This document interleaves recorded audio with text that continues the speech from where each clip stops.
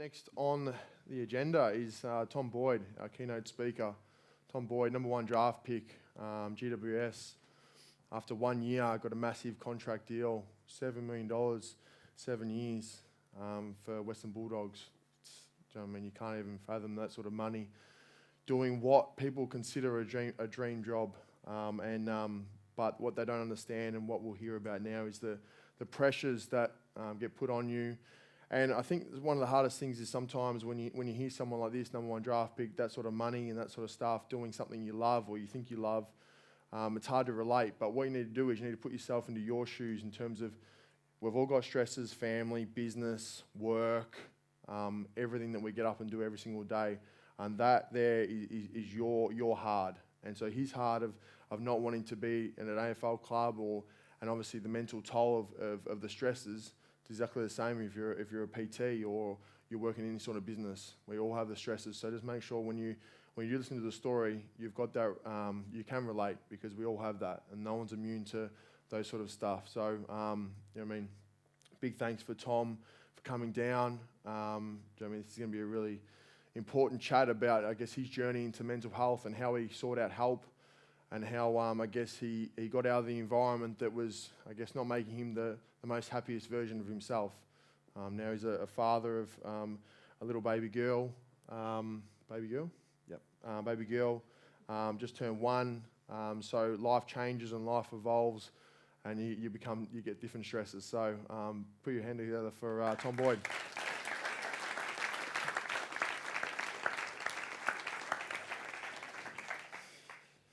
Thanks, mate.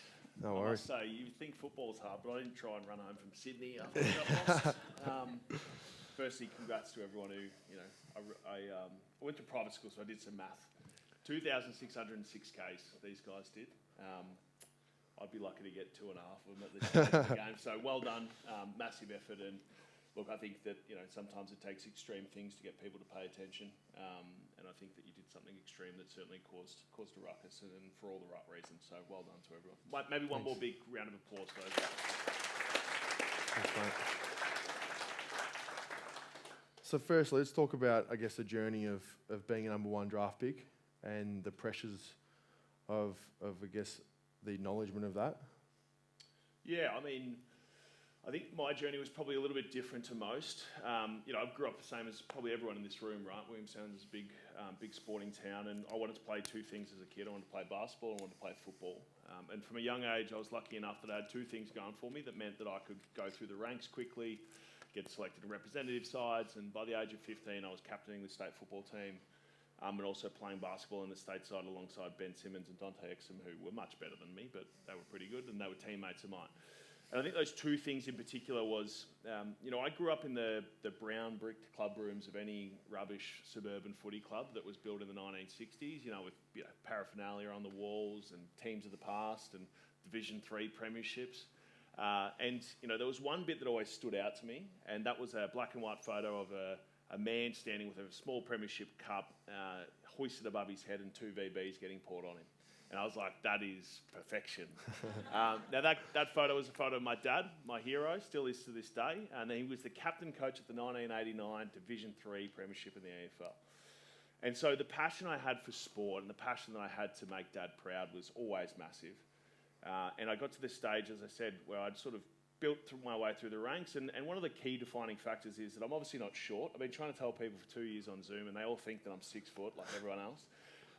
But in my first year of school, I grew 27 centimetres and went from being one of the smallest kids in the school to one of the tallest. My year 5 buddy was a family friend of mine, and he told everyone he's going to look after me and then wouldn't hang out with me at the end of the year because I was bigger than him, and he felt a bit embarrassed. So, those things happened really quickly for me. And then 11 sessions of sport a week at 15, and I have to choose which way I want to go, which vocation I want to follow, which sounds silly as a 15-year-old, but I was in a position where it looked like I could make a professional career of some distinction within both of those pathways. And as I said, Dad being a hero, I followed football and quite quickly found myself performing really out of my skin. So I played in the national championship as a 17-year-old, as part of the All-Australian side, TAC Cup Team of the Year player, managed to basically get selected in everything that I possibly could be over that 2-year period before being selected at pick number 1. And I think what happened with me that was quite interesting is I got injured about 6 or 7 weeks into the under-18 season. I'd started the year on fire, was averaging 5 goals a game. Everyone was going, this is the next big thing. And I went over to Perth and really sort of ruined my ankle.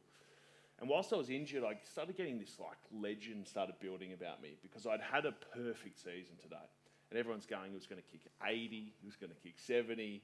And of course, you know, if I'd played like everyone else, I would have run into a form issue or an injury issue like I did. But the media continued to hype me up. Is he the best player in the draft? Is he the number one pick? Is he the best player we've seen in a while? The best number one pick ever?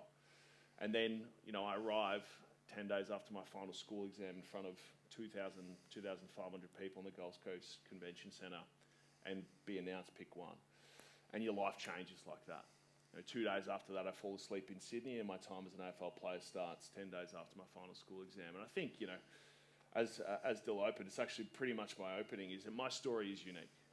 All of your stories are unique. Mine played out in a public space. Most of us play out in the private lives that we have. But the experiences we have as people, the bad, the good, the ups and the downs, the questions we ask ourselves is a big theme in my book. Like, why am I not up to scratch? Why am I not, you know, impressing people? Or why don't I feel like I'm good enough? All those things were questions I asked myself. And if you'd looked at my life from the outside, you would have said there's no way that's possible. Well, I guess when from the outside point of view, and the media is putting on, I mean, number one draft pick, and everyone thinks you've got everything that you want in life, but then when you get up there, you're struggling with form, injury at GWS, and then you get that, I guess, that unbelievable offer to come back home to family. Yep. And to money. And to money. So how do you go with, do you know what I mean, all the media, I guess, getting around you and then getting back into the AFL bubble here? Yeah, it's interesting. I mean, I grew up in Ringwood, eastern suburbs boy, you know, loved footy, definitely grew up in the bubble of being a fan of the AFL. So when I went up to Sydney, I was kind of like, oh, this is what AFL footy's like. You know, there's a bit of attention here, a bit of attention there. It's all pretty nice when you're in Sydney because the Giants sucked, so no one was going to really like put us up on a pedestal or anything. And so, you know, as Dill said, I had a couple of issues early in the year and I'd been offered this contract extension by the Giants for 2 more years, really good money. And I just said no. You know, I'd had 2 years already on a contract. I didn't want to guarantee spending 4 years in Sydney Olympic Park, which if you've ever been there, it makes sense. And so I started the season and, you know, when you're an AFL player, when you're an 18-year-old, there's certain concessions that are made, right? First season, you get a bit of a pass. Second season, maybe a little bit as well. And then third season, it's essentially like, now it's go time. Now you're a senior footballer. You've had the experience of your sort of cadetship, if you will. And that especially applies with key position players. I mean, generally, the history of looking at guys is it's sort of like 23 or 24 before the key position guys sort of find themselves in the swing of things. And so I was playing some pretty average footy at different stages in that year. And I remember I got a call on a Thursday night. We'll be going to play down in Canberra. I was playing in the twos, I think. And, you know, Dad was just basically checking in on me before the game. And he sort of just blurted out in the middle of our regular conversation, hey, mate, you've had a contract offer. And I was like, oh, great. What's the offer? And he said, well, look, mate, you've got a really important game on this weekend. I don't want you to be distracted. I want you to go down there, play really well. And I said, well, who's it? I'm not going to sign with the Giants. He goes, it's not from the Giants. But, go play some good footy. So I thought about the contract for 2 days, played terrible, and then came back to Dad on the Sunday and was absolutely livid with him for sharing this piece of information. And, we were sitting in this pub in Sydney, and he essentially said, it's the office from the Western Bulldogs. I said, what is it? And he goes, 7 over 7. I said, $700,000 a year for 7 years. And as I mentioned in the introduction, I went to a private school and I did some math. That's almost $5 million. And before I could get carried away with that amount of money, Dad said, no, $7 million over 7 years, which would make me the second highest paid player in AFL history. 18 years old, 3 games of AFL football, completely unsure about, where I fit into this puzzle. And the reason I give that preface is by the time that the trade went done, we don't have enough time to go into all the granular detail, but it was a massive issue, right? The trade was a white-hot cesspool of my manager throwing shade at the Giants, saying that I hated the place and basically trying to create leverage, right? Because the Giants had essentially said, no way, we're not trading this guy. And I ran into Dave Matthews the other day, he's the CEO of the Giants, and I'm the only player they ever said they weren't going to trade, and then they ended up doing it, and no one's let them forgive it. So that's a proud moment of mine. But at the same time, we sort of got to the point, trade gets done, great. So what does this actually mean? And there's a few key points that really affected the way that people covered me. And the first was, I think it was a bit of a it was a bit like spitting in the face of the people who thought football was about loyalty. And look, I appreciate loyalty to football clubs, particularly at the community level. I went back and played at my local club. My dad's a life member there. That's loyalty. But at an AFL football club, the fans, rightfully so, consider the fact that we drafted you. Hey, we gave you your opportunity. You owe us. Now, there were 17 other clubs that would have taken me with their first pick after the Giants did. And I'm not saying that to be arrogant or lacking humility. It's just the fact of the way it was in my draft. And so when I came back, I think the vitriol was really surrounded around, one, that. Two, I'd forced my way out of a contract. I didn't like players having as much of a say as I probably did, which, in American sports is very common. And finally, I think, the Bulldogs were ripe for the picking for the media. I mean, they didn't have a captain, they didn't have a coach, they were about to lose their CEO. And there was a sort of a ship that looked like it was sinking all over again for the 50th time.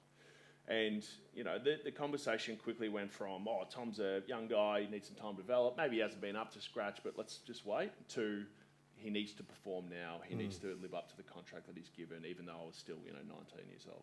So how do you go? So let's go on pressure, because we've all got pressures of our daily lives. But when you're 19 and you've got that pressure, like how do you go at home? How do you go mentally? Obviously, is this when, the mental toll really got probably over the top of you?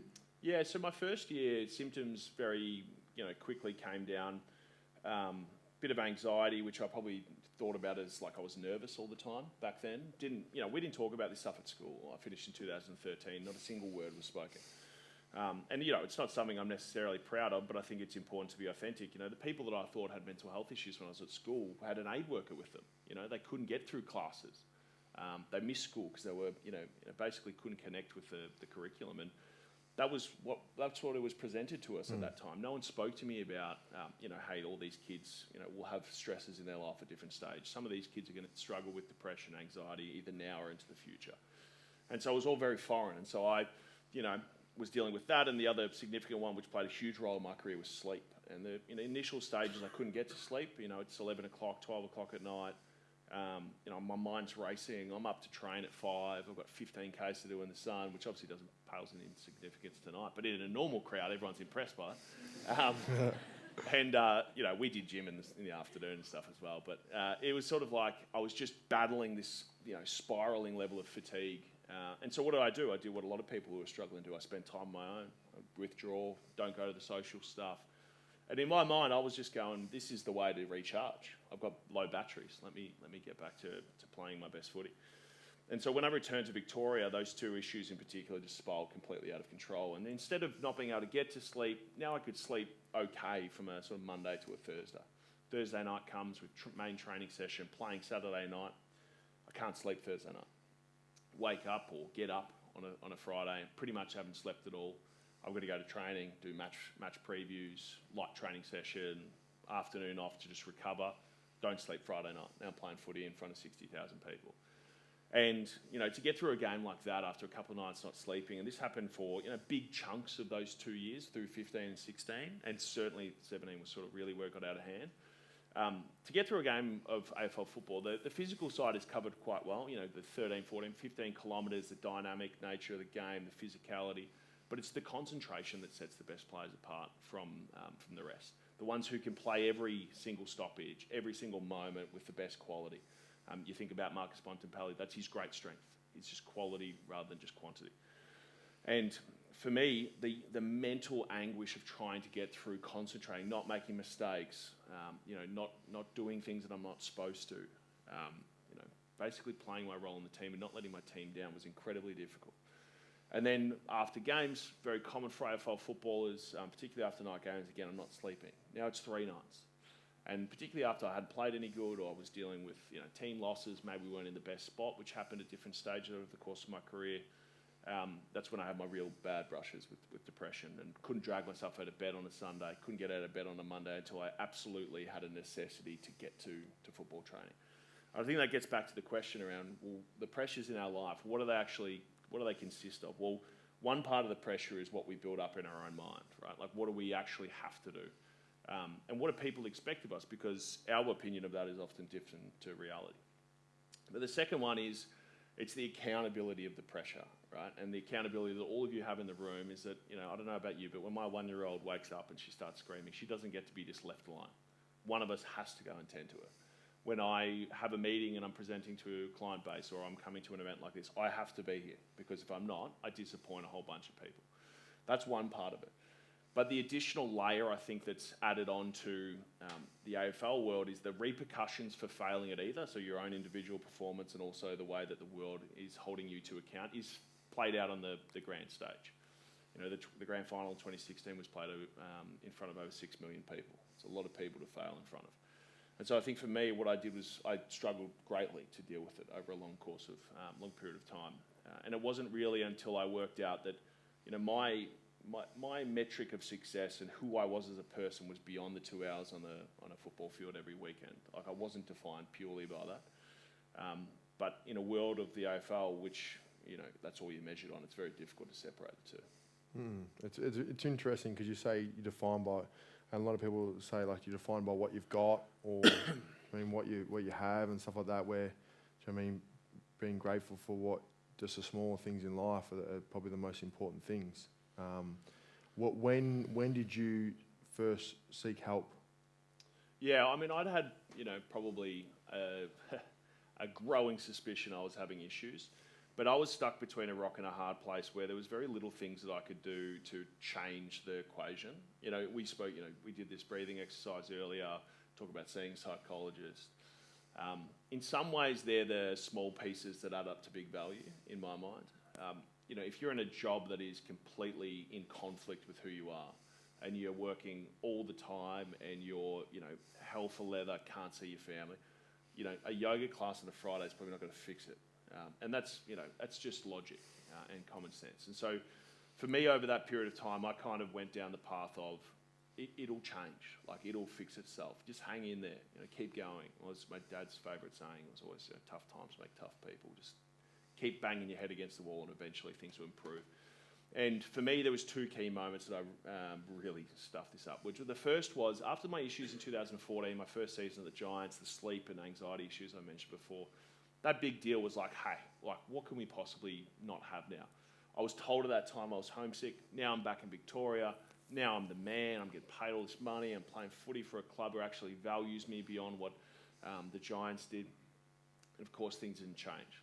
Then I win a premiership in 2016, star of the show, $1 million man, 21-year-old hero, made Brian Taylor say fuck on TV. It was awesome. All that stuff is something that, I considered the magic remedy to the issues that I was having. And yet, of course, things didn't happen. So to answer the question quickly is I didn't seek support until the last moments before I had to. I got to a point in 2017, I was playing AFL football, still in the ones, rucking by myself, hadn't slept in 2 weeks, basically a wink. And what happens when you're that fatigued, when you're trying to live life and, achieve things physically and play at the elite level is your body stops working. You're so fatigued that you can't concentrate. I mentioned that before. Can't remember things. Your communication levels fall through the floor, and it was something that I always prided myself on. Then your physical side of your body. So I was getting soft tissue injuries. I'll tell you what, I never ran fast enough to have a hamstring, but I had hamstrings when I was not sleeping. Same with my calves. And finally, you start to get sick, right? Your body can't, develop a robust immune system if you haven't slept in weeks. So I'd gone to the point in 2017 where I was getting asked to come back and basically, we need you to get through 1 full game in the VFL before we play you for the rest of the year. And I just got to a point where there's no physical or mental way I was getting through a game of footy. And, beyond everything, it's just as hard, I think, for everyone, because it's the hardest thing they've dealt with when they get to this point is, what am I going to do? How am I going to deal with this? I can't let work down. I can't let my family down. I can't let whoever down, right? The people that we depend on for validation and, the people, as I said earlier, who hold us to account. But I had the additional, I suppose the additional weight of, again, the football world was waiting to see what was going to happen, and no one knew what was going on, no one. And so, with all the bad thoughts going through my mind at that stage, I picked up the phone and called the club psychologist, and I said, I need help. I don't know how I'm going to get through this. And it was a multifaceted problem. Like, leave aside the mental health issues I was having. You don't get to take time off work when you're getting paid $1 million a year. You don't get to take a game off when you're getting paid $1 million a year to play footy. So That was the first moment. And I think the major thing for me, beyond the clear conversation here tonight, which is, seeking help is not a weakness. It's actually a strength. It's a problem solving capability. Beyond all that, the thing that was most important to me was that I admitted to myself that I didn't have to do it on my own, and that just because I was unique, just because I had all these things going for me, that other people could understand me, and that actually talking to them might actually be conducive to improvement.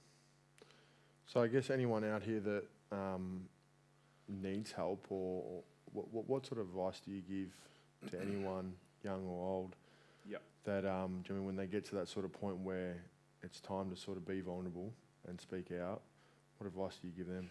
Yeah, I would say, I think the messaging tonight has been fantastic. The one thing I'd say before anything that's been mentioned tonight is have the conversations when people are having a good time.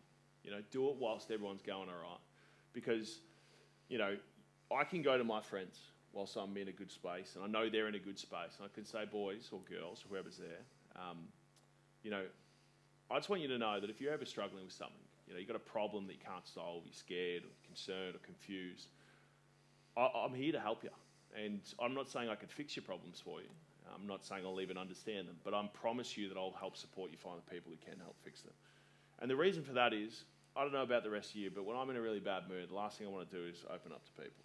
And that's why it's such a hard thing to confront, right? And that's why so much of the messaging with regards to mental health is, hey, I know how hard it is, but when you get there, please talk to someone. That's why we have all our great resources, why we have charities like Highlights, why we have people doing the incredible and kind of crazy things that you all did over the last couple of weeks. But at the same time, the earlier the intervention, the better. And if you can do it and create a space and an ability to communicate with people that you care about before you get to that point, before you need the help, you'd be amazed how much simpler it is, because you've got a space, you've got a relationship, and you've got a community that can support you and know what you're going through.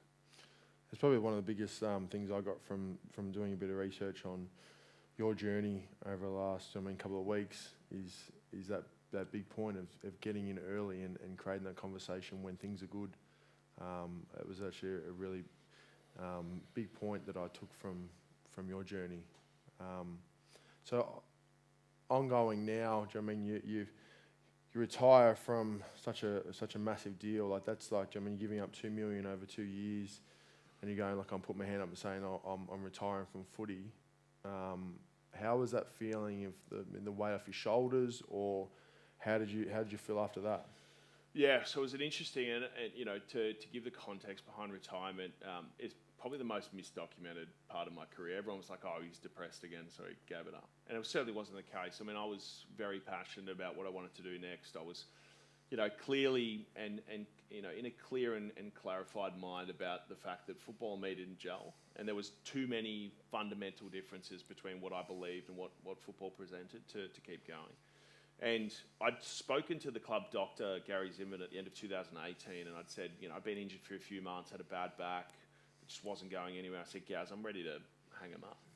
And he looked at me like I had 3 heads, and I was crazy. And I said, he goes, what do you mean? And I was like, mate, I'm not, I'm in a good space. I'm ready to move on. Like, I'm ready to go to the next thing. He said, mate, I've seen too many people do this when they're injured. He said, do me a favour, get back to playing footy, get back out on the field, and make the decision then, because otherwise you'll regret it, and you'll regret it for the rest of your life. And so I took that to heart, and I got to 2019, got back to the VFL, knew exactly that the decision I was ready to make in 18 was the right decision to make. And I went to Peter Gordon, the club president, and basically said, it's not about the money, I want to move on. Which was great, because I got to do 2 things. One, I didn't ruin every relationship that I had at the Bulldogs, which happens for players on high contracts who mail it in at the end. But 2, I got to speak to the players. And I had played, alongside Bob Murphy and Dale Morris and Matty Boyd and all these, fantastic stalwarts of the club who, when they retired, they got up there with like 3 A4 pieces of paper, and they had stories from decades ago. And they all cry, and it's massive moment for them. They gave everything they possibly had. Now, I'd been there for about 5 minutes, so I didn't quite have that much to say. But the 2 things that I did say was, firstly, the people in the room. I need you all to understand that you're the reason I lasted as long as I did, not the reason I'm leaving. And also to the players, if you're thinking of renegotiating your salary, now would be a really good time, because there's $2 million in the cap. And so, as one of the very few players gets to walk out of the AFL land on their own terms, doesn't happen. You basically get to the point in your life where you get told for the very first time you're not good enough. That's That's what happens with footballers and sports people. And also to walk out with a smile on my face, and future wife on my arm. It's a great place to be. And I, remember the next week, I think I retired on a Tuesday or a Wednesday. And that weekend, the boys were playing Fremantle in Perth, and they were getting absolutely pumped. And I was sitting at home with a beer thinking, how good is this? And then about 4 days later, I had a panic attack thinking about what I was going to do with my life. So, swings and roundabouts. But it was a really important moment that, I had to reconcile the fact that I had moved on and make it a choice, and now I need to make the choice work. I haven't looked back, mate. So 2 final questions. Obviously, the players that you're playing with during that period, did they know about it? Because obviously they're in your organisation, they're in your bubble. That's who you work with every single day. Did they know about what was going on? Yeah, at different stages, but and it gets back to the point that I made earlier. And I think again, don't get me wrong. There's no undermining from my point of view about the need for people who are struggling to talk. I think the fact that we continue to message that is integral. But I could fake it as well as anyone. No one would have known. No one could possibly have known. And they all, they understood that there was probably about 5,000 more things on my plate than there was the other players who were my age and around my era. But we had a remarkably supportive group of people. We had a remarkably, close-knit group of guys. Obviously, some of your ex-schoolmates being part of them. And I think for me, the understanding that we were all going through something at different stages, and we just needed people to not make it a big deal, and we just needed people to understand that there were going to be different ways that we were going to cope with it, and that there was going to be different timelines on when that was going to improve. But we had a remarkable group of the Bulldogs at that stage, and certainly felt the undeniable support from all of the guys. It's just difficult, right? Like, symptoms and signs are great to talk about, and they are possible to spot. But often it's the ones that we don't hear about who we end up losing. So, it's an interesting place to be. I think we'll probably leave it there, but obviously, you're going from the greatest heights of an amazing deal, winning the Premiership 2016, kicking 3 goals, the highest of heights, but obviously inside, you're struggling to get by each day, and I think that's sometimes one of the biggest points you can have as someone is that from the outside, you look like you're going all right, but inside, you're hurting and you need the help. So let's put our hands together for Tom Boyd.